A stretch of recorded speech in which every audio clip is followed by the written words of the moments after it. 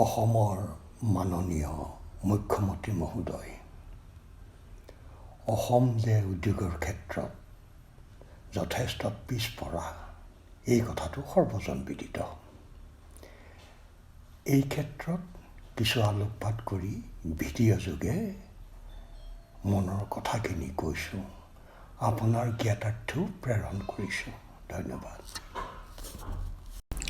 স্বাধীনোত্তৰৰ বৰ্তমান সময়লৈকে ভাৰতবৰ্ষৰ বিভিন্ন ৰাজ্যৰ উৎপাদিত সামগ্ৰীৰ উদ্যোগৰ ক্ষেত্ৰত ৰাজ্য অনুসৰি কম বেছি পৰিমাণে যিমান অগ্ৰসৰ হৈছে, তাৰ তুলনাত ভাৰতৰ উত্তৰ পূব অঞ্চলত উদ্যোগ প্ৰতিষ্ঠা কৰা ক্ষেত্ৰত অতি দুখ লগাকৈ পিছপৰা।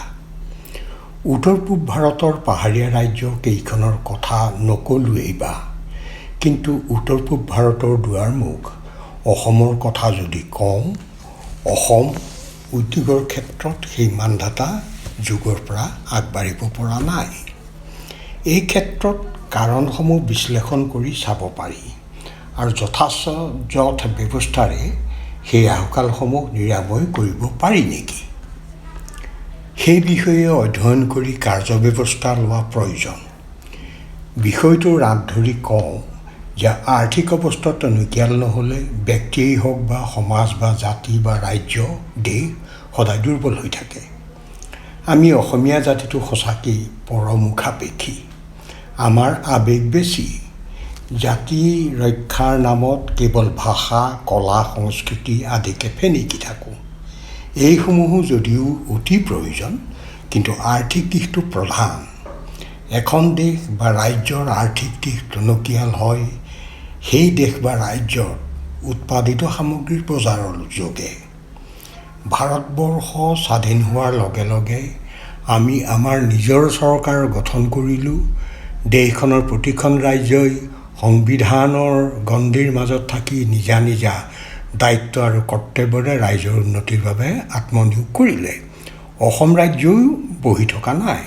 কিন্তু পৰিতাপৰ বিষয়, ঔদ্যোগিকৰণৰ ক্ষেত্ৰত ভাৰতবৰ্ষৰ প্ৰায়সমূহ ৰাজ্য যেনেদৰে আগুৱাই গ'ল, অসমে হতাশাজনকভাৱে অতি পিছ পৰি ৰ'ল বৰ্তমান সময়লৈকে।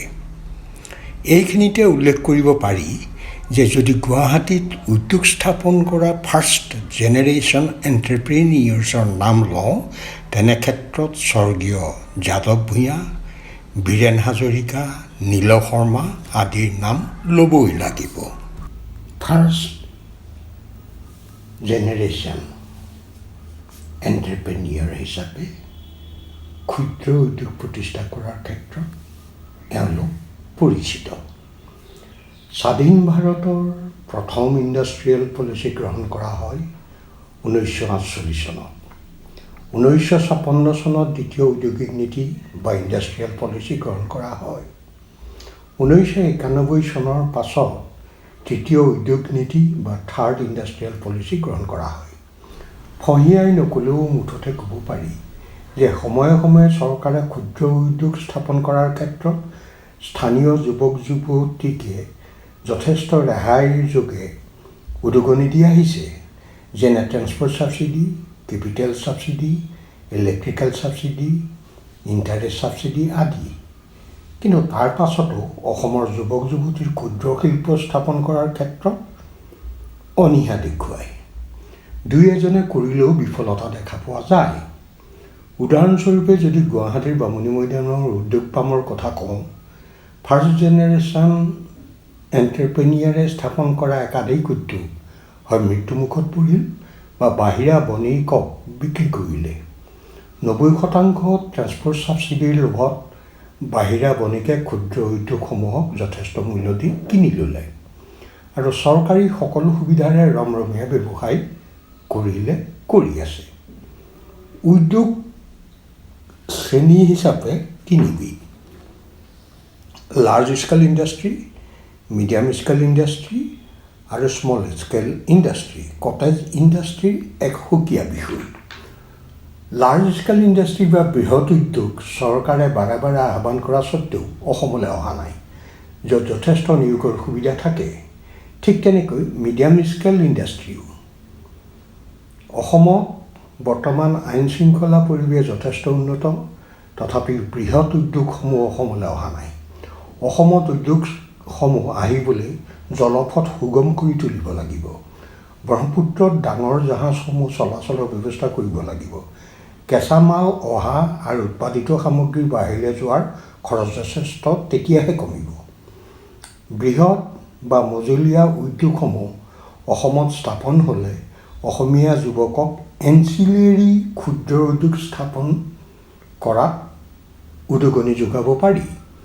যিহেতু উৎপাদিত সামগ্ৰীৰ বজাৰত প্ৰতিযোগিতা চলে, তেনে ক্ষেত্ৰত এনচিলেৰী ক্ষুদ্ৰ উদ্যোগসমূহে বৃহৎ উদ্যোগসমূহৰ গইনাত বজাৰ দখল কৰিব পাৰিব। অসমত কিছু ফ্ৰেঞ্চাইজিৰ ব্যৱসায় চলিছে, কিন্তু ই আমাক ভবা ধৰণে আৰ্থিক সকাহ নিদিয়ে। ক্ষুদ্ৰ উদ্যোগে বৃহৎ উদ্যোগৰ উৎপাদিত সামগ্ৰীৰ বজাৰত মূল্যৰ দিশৰ পৰা টিকি থাকিব নোৱাৰে। এনচিলেৰী ইণ্ডাষ্ট্ৰী হ'লে সেই বিপদ আঁতৰিব। প্ৰত্যক্ষ আৰু পৰোক্ষ নিয়োগো আশাতীতভাৱে বাঢ়িব। যদিও পুংখানুপুংখৰূপে কাৰিকৰী দিশৰ পৰা আমাৰ বক্তব্য আগবঢ়াব নোৱাৰিলোঁ, তথাপিও সংক্ষিপ্ততে কোৱা কথাখিনি চৰকাৰে ফঁহিয়াই লৈ ব্যৱস্থা লোৱাৰ বাবে অনুৰোধ জনালোঁ। ধন্যবাদ।